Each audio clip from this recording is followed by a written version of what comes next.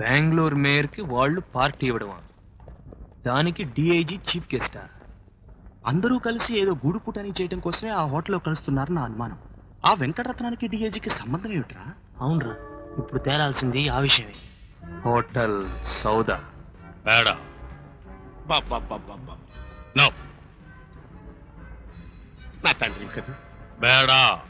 నువ్వు 20 ఏళ్ళు, నేనేమైనా ఎక్కువ తగ్గించుకోమన్నానా? 10 కదా తగ్గించుకోమన్నాను. కుదరదు అని నేను అంటున్నాను. హోటల్లో జలపాతం పెట్టారేంట్రా బాబు? ఇది మన ఇద్దరి మధ్యన నోపైకి వెళ్తాను. ఏసం ఏరుబాగులు తిరిగడానికి వీల్లేదు. మళ్ళీ బిల్డింగులు కూలకపోతాయా? నువ్వు అడక్కపోతావా? నేను ఇవ్వకపోతానా? బేడా నువ్వు 5 తగ్గించుకో. బేడా.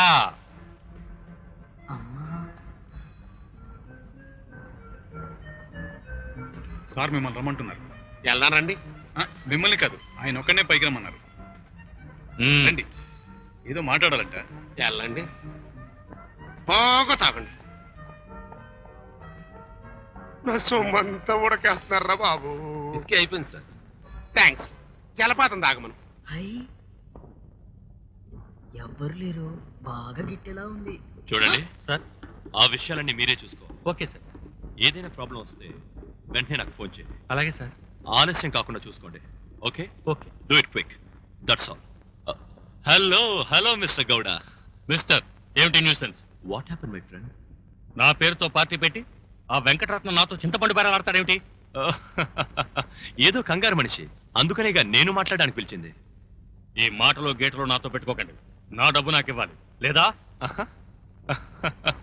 Cool down my friend, cool down. చూడండి లాయర్ గారు, మీరు వెళ్ళండి. మేము మాత్రమే మాట్లాడుకోవాలి. గో. చెప్పండి. ఇక్కడ ఎవరు లేరు, ఎవ్వరూ రారు. చెప్పండి. నా డబ్బు నాకు 5 నిమిషాల్లో ఇవ్వాలి, లేకపోతే నేను మనిషినే కాను. 5 సెకండ్స్లో ఇస్తాను.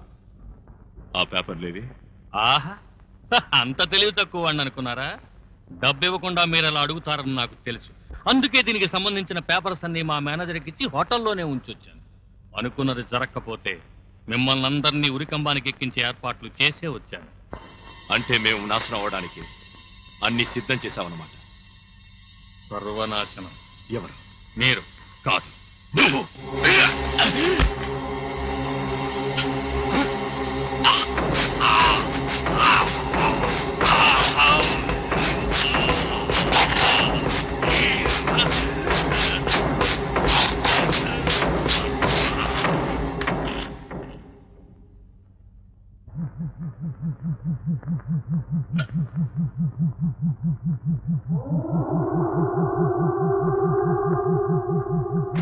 ఎంతసేపటికి రాడంటే కోళ్ళ పారం అయిపోయిందిరా బాబు. మన వాళ్ళు ఎవరు ఇక్కడ ఉండడానికి వీల్లేదు.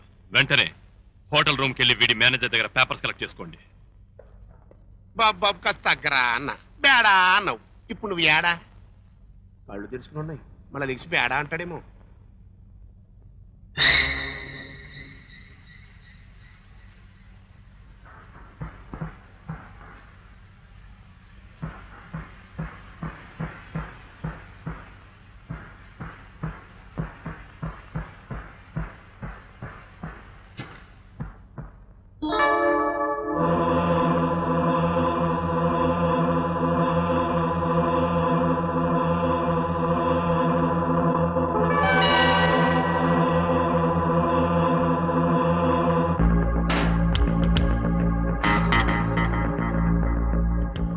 మిస్టర్ అశోక్, నేరస్తులెవరైనా చట్టం నుంచి తప్పించుకోలేరని ఇప్పుడైనా అర్థమైందా?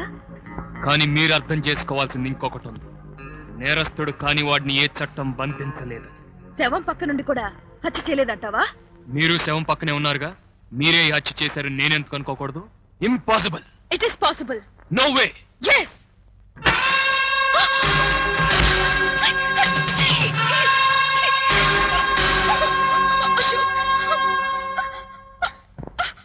ఇప్పుడు తీరిగ్గా మీ ఫ్రెండ్ ఎలా జరిగింది, ఎవరు చంపారని అడుగు, చెప్తాడు. Sweet dreams.